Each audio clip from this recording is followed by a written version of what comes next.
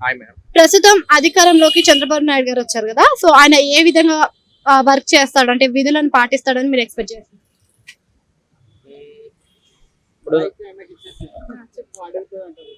ఇప్పుడు ఇప్పుడు దాకా అందరూ చాలా చేశారు కానీ టైంకి అన్నట్టుగా చేస్తారు అనుకుంటున్నాం. గవర్నమెంట్ లో చాలా మార్పులు అనేవి కావాలి కదా.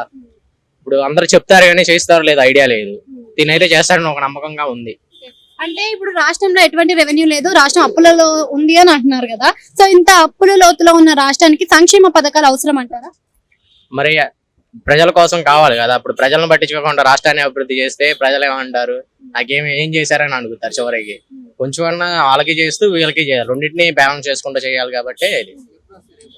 సో ఇదే విధంగా చూసుకుంటే విద్యాశాఖగా మనకి నారా లోకేష్ ఉన్నారు కదా, నారా లోకేష్ ఎటువంటి విద్యార్థులకు ఎటువంటి విధులను పాటిస్తారంట? తన ఐటీ రంగంలో ఐటీ మినిస్టర్ కదా, సో తనకి ఐడియా ఉంటది. స్టూడెంట్స్ కి కావాల్సిన జాబ్స్ అవి రావటానికి, ఆఫీసెస్ అవి తేటానికి తన కుదిరిని చేస్తూ ఉంటాడు.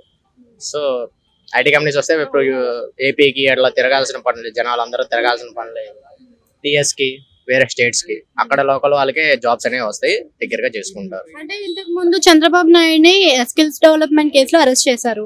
సో ఇప్పుడు 15,000 కోట్లు అమరావతి డెవలప్మెంట్ కోసం అని తీసుకొస్తున్నారు. అంటే దీంట్లో ఏమన్నా జరిగేవి ఉంటాయంటారా?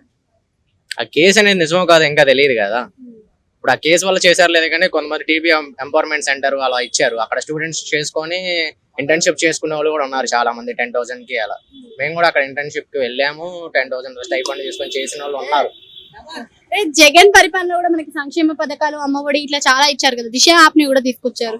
మరి ఆయన పరిపాలన మీకు ఎందుకు నచ్చలేదు? దిశ యాప్ చాలా బెటర్ అని చెప్పొచ్చు, కానీ చాలా రౌడీజం అనేది చాలా జరిగింది కదా. ఇప్పుడు చాలా మంది, ఇప్పుడు లేడీస్ చాలా మంది హైబర్నేట్ చేశారు, చాలా మంది తీసుకెళ్లిపోయారు, అవన్నీ చాలా వచ్చినాయి కదా మన కేసెస్.